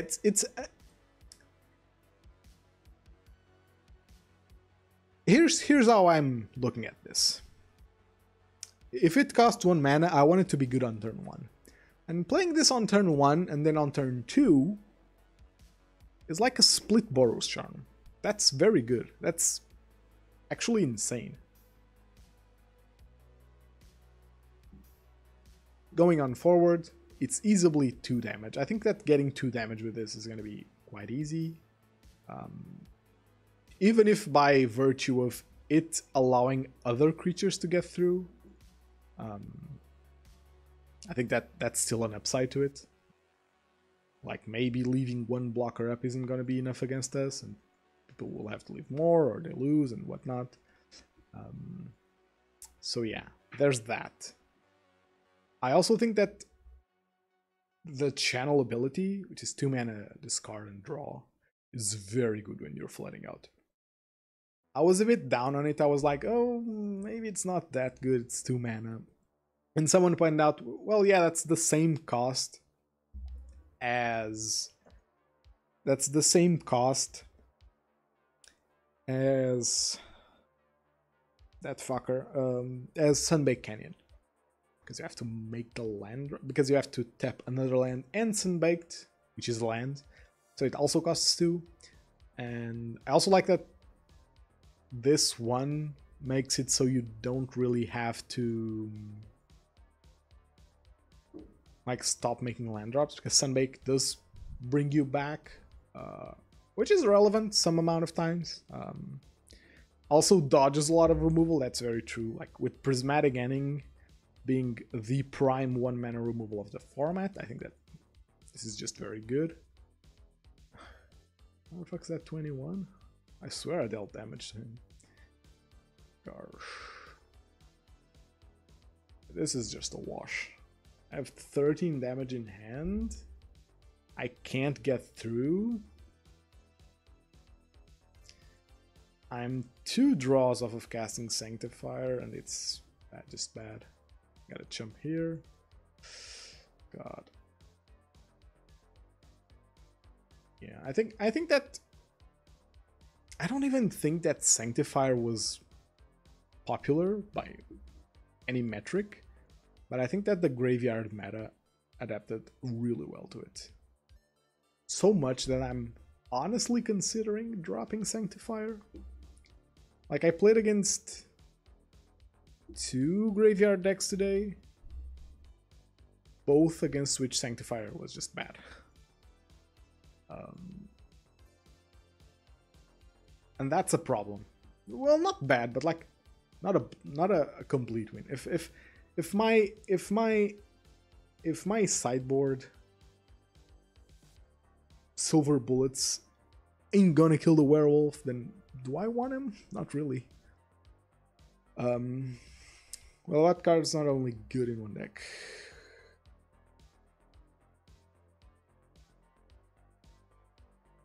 Yeah, Arboreal Grazer is... I'm just dead. I cannot in any way deal 20 damage by next turn. Sure. What a wash of a league. Okay, let's stop for a minute and analyze this, because this was tough. Match 1, we were up against Red Prison. Went pretty okay. The loss was off of early Chalice plus ways to avoid getting damaged. Then we lost to Glimpse, which I think it was a... It wasn't a... Ah, God. I almost don't want to say it, but I'm gonna. I think this was the variance loss. Game 3 was the variance loss. My opponent was dead, unless he flipped 2 on that, which he did. With 1 on the board. Wait, I guess it shuffles back in and then does it. Yeah. Okay, still. Flipping 2 Omnats is unlikely. And he didn't have that many permanents, so... Yeah. And then we lost to Jund.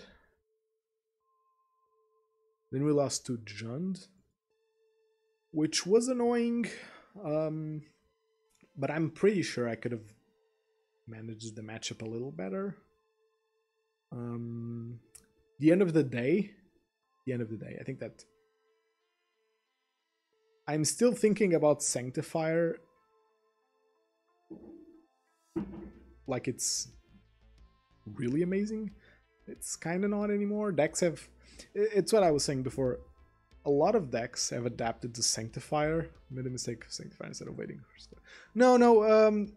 I was dead either way. If I don't Sanctifier there, with Saga going to the graveyard, I die to combat damage. So I didn't die to my opponent's lifelink. I just died. Yeah, so I just lost. I do think that Sanctifier... I think that Sanctifier just isn't right now. The card's very good. I love that they printed it. I think I'm gonna drop it for now. It really underperformed here. And it underperformed against decks where it should perform. Like, I'm not worried about Dredge. Nobody plays Dredge. I'm not worried about Murktide. The matchup's fine. I'm not worried about, like, Red Mirrors. Those are really okay matchups. Like, the most difficult Red Mirror is the true Burn Mirror. And I'm comfortable with that one without any pro-red creatures. And then, like, Living End, Sanctifier does nothing. Vengevine, Sanctifier does weirdly almost nothing. Because unlike Dredge... Yeah, Sanctifier just doesn't hit what it should hit. Like, it hits Creeping Chill, but they still get tons of pressure. Like, they have a board that can block it, and they can put pressures. I just don't like it. And against the Lurrus decks, I thought it was going.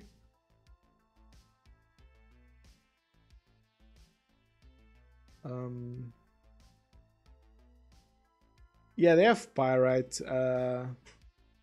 Like, a lot of decks have adapted to Sanctifier, because I guess Sanctifier was somewhat popular for a bit there. Either way, I think I'm gonna drop. I'm gonna rethink the side for next stream, which I'm not sure when it will be, by the way. I'm aiming at Saturday, so Saturday my Saturday mornings, which is around what time the stream started today. I'm gonna try and stream then once a week, and see how it feels. Because, you know, job plus college plus now having household chores to do, or more at least, means that I don't really have a lot of time. But like spending 2 hours on a stream on a league is fine, and it's fun. I like doing this. So that's what it's gonna be. Reinforced Ronin. Yeah, so I think I've said enough about the card. It's card advantage for us. It's easy to get at least 2 damage in, which is, you know, as a floor is fine. And even the floors is you cycle it, which isn't awful. I'm glad it's a proper cycle and not like an impulse draw. If it says exile the top card of your library, you can play it until end of turn, or even until end of next turn, I don't think I would like it as much. Obviously it's worse, but it might push it to not worth it. Because I want my exiled cards... First of all, it doesn't work with Riftball, that's relevant. But I think that a big advantage of Burn is being able to deal damage in bursts. Like, when my opponent's at, let's say, this happened at the FNM that I went to the other day, which I won, and my opponent was at 14, and he passed, and I was like, yeah. I was like, yeah, get ready, bitch. I went Boros Charm, untap, Bolt. And like, he was at 14 and then he was dead. And I think that's important in Burn, is that you can deal a lot of burst damage. Like, not being predictable is important. Exactly that. You want to be able to only show your hand at the last possible moment. And impulse draws don't let you do that. So yeah, I think this is enough. So my test with Reinforced Ronin is gonna be, I'm gonna cut Skullcrack from the main board, and I'm gonna play 4 Ronin, Skullcrack, and maybe an idle one. And I think that a lot of people will be testing out the Seiju, like as a proper card, as like 4-off. So I might try and be smart about it and side my Eidolons out for a bit while that happens, because I think that Boseiju will fit in some decks, like just for free. Like I don't ever know the name of that card. Or land. Whenever I think about the land that we got, what's it called? Soukenzan. I always think about Senzu Bean for some reason.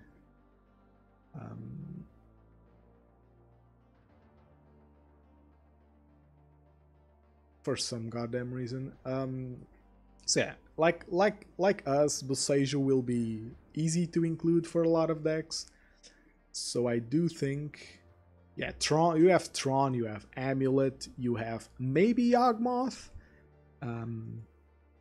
We'll have it. Those aren't a lot. I don't think that random decks I don't think like Jund will be able to fit it or 4-color will be able to fit it. I'm sure they're gonna try though, and I maybe don't want my Eidolons being destroyed regularly. Because I think it's not great. I don't think it's a great play to cycle it and destroy my Eidolon. Well, it doesn't even cycle. I don't think it's a great play to pay 2 mana, give me a land. Yeah, they need the turn 1 red black source, but I'm sure they're gonna fit 1. And I know that there are going to be Gruul decks fitting all 4 with Ren and 6, which I think is an awful plan. Like, sure, you're threatening to replace one of my lands every turn. And like, maybe if you did that for 5 turns, I don't have any more lands. But if you're upticking a Ren in 6 5 times, don't you just win already? Like, whatever. I'll leave that for when that starts to happen. So that's my plan for Ronin. Replace some flex slots with it. See how it feels. I think that at worst, it's going to be a single in the main board. Because I think that the single is pretty free. It's great early on. It's a source of card advantage, as I've said. And if you draw it late, you can replace it. And just the one, it's never going to be bad, I think. I think that's my evaluation of it. But I'm leaning towards like 2 or 3 as some extra creatures or as 2 or 3 for some extra card advantage. Thank you very much for the follow, Fracom. Hope you're having a good one. Hope your leagues go better than mine. This was not a good league. This was not a good league. I think I'm gonna rethink my sideboard. Some pieces are feeling a bit lackluster. What was the last match? Yeah, it was pretty bad. Like, the loss, it was like Glimpse finding double Omnath. Tron playing way too much hate. Jund just out-tempoing me. And basically match 4 and match 5 were Sanctifier being shit against graveyard decks. That's how I'll put it. I'm sure there were plays that I didn't make that would have been better. But I think that the sideboard not being great for the current meta played into it. Back to the cards. Yeah, that's going to be my strategy. Reinforce Ronin as a 3 of. I think it's okay as a source of card advantage, so that's cool. Did I have anything else I want to talk about? Oh, there's the okay. A tier list of 1-drops. I think that Guide is the best one, like unquestionably. I then put Swift Spear. After that, it gets a bit weird, right? Because Riftbolt's the best one, just because it's bad later. Like, in terms of timing, both Riftbolt and Lightning Bolt like give you space to play it as a removal on their turn, or I mean, I guess Riftbolt comes out on your turn as a turn 1. Like, it can kill dorks on the play, which I think is important. But I think that Riftbolt might be better, or it's situational, right? Because Rift Bolt is better because it's worse later. So like your Rift Bolts aren't exactly amazing on turn 1. They're not better than a Lightning Bolt, but because they are worse later on, I would value playing Rift Bolt first, and then Lightning Bolt, and then Lava Spike is the worst because it's just bad. That's it. I think that's it. We don't have any more 1-mana spells. Oh, I think Reinforced Ronin gets put below Swift Spear. It gets the third best turn 1 play. And like bad ones, if do we want to include bad ones?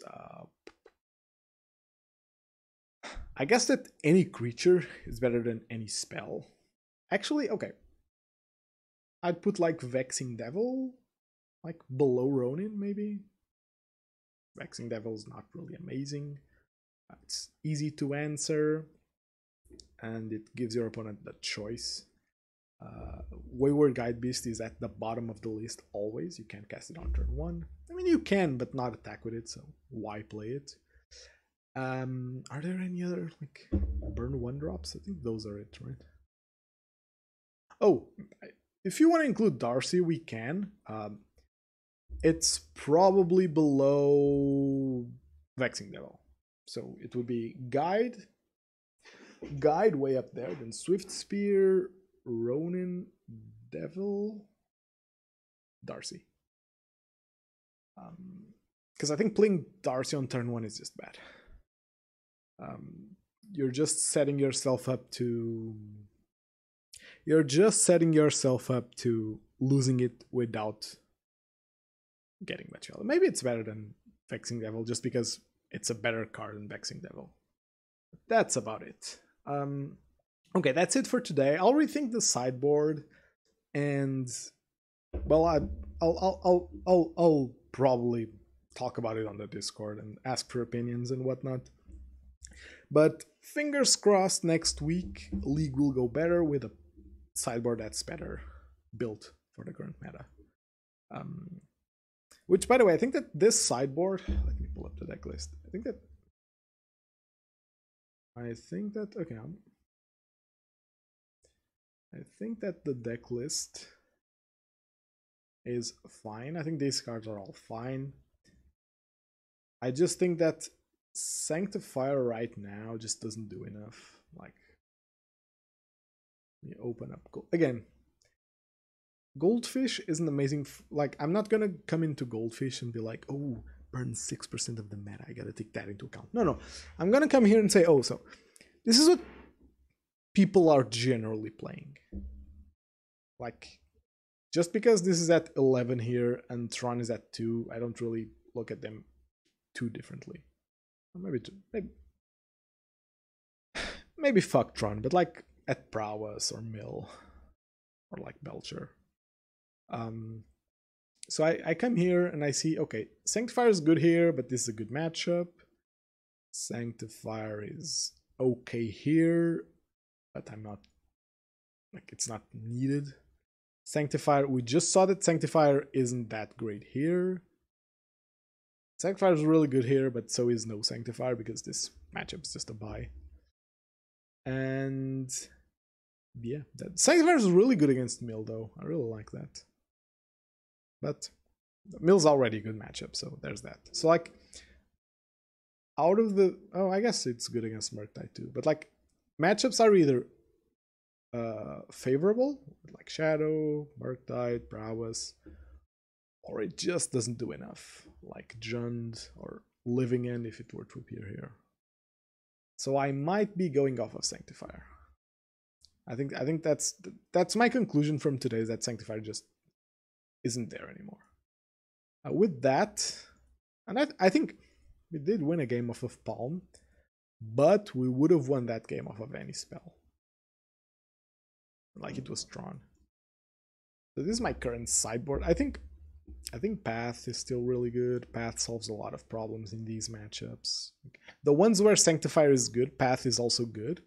But Path is more versatile, like it plays against other decks like Blink, Hammer Time, and Amulet. and it's also easier to reliably cast because it's effectively a proactive play instead of a reactive play. Sure, you're reacting to your opponent's threats, but you can still play it aggressively. Well, you can still play it when you want to play it. That's my issue with deflecting bombs. Like, I'll just lose control of when I'm dealing damage. Was not very. I think Vortex is just generally good. Although there weren't many matchups where I did want to bring it in. I might also. This is what I'm gonna do. I'm gonna take Vortex out because I'm gonna rethink Vortex too. Smash the smithereens. Well, we didn't play against Hammer, but I think it's a necessary evil at this point. I'd kill, I'd pillage for an artifact answer that's main boardable, or at least flexible enough that I could comfortably bring it in. Like in that Shadow Spear matchup, it was like, I guess I have to bring it in, but boy does it feel bad. Because I'm setting myself up to being on a reactive plan. And I don't like that. I like to always be able to put myself in an aggressive spot. So yeah, this is gonna be my starting sideboard. Lurrus was incredibly useful. Lurrus was incredibly useful. We won a game off of Lurrus against Tron. That was funny. And just putting Lurrus into hand represents pressure. It's weird. It makes your opponents play around it too much. And it's like, I'm flooding out. I need to gain like a draw or two. I'm gonna get Lurrus. If they ever don't respect it, that's the thing about it. That's why I think that the companion rule was too strong. It wasn't because the extra card. No. If that were the case, the companion rule would still be too strong. Which, sure, you could argue that it is. I think that the issue was that it was always ready to go. So if you ever didn't respect it, your opponent would just get the advantage. I still think we can work on that. We put it into hand, or work with that. We put it into hand. We force our opponents to respect it. If they don't, we just get some advantage off of it. So I think it's worth the inclusion. I'll need to think about side options to beat. What matchups didn't feel great? Weirdly enough, I thought that Saga decks would feel easier to beat. Because, or rather, Saga decks that aren't one-dimensional. Like, I think that Hammer's fine to beat because, you know, they have a plan. They want to kill you with hammers. I think that Affinity is fine. They have a plan. They want to kill you with a big board. I think that Jund having that disruption package potentially makes it a bad matchup because they can disrupt you, and the fact that they can fetch Shadow Spear and just end the game there is very worrying. So I think I will think about slots to beat Junds that apply to other decks. So I think Path is a good one. I think Path's good against him. I think that Vortex is actually good against him too. It's a risk that I'm willing to take, so I'm just gonna pop those back in. We have 5 slots left. 5 slots. We need some graveyard hate. Might be time to go back to Rest in Peace. Not exactly sure. If only Sanctifier exiled everything, that would be great. And the remaining 2 slots, maybe I'll just use them to like,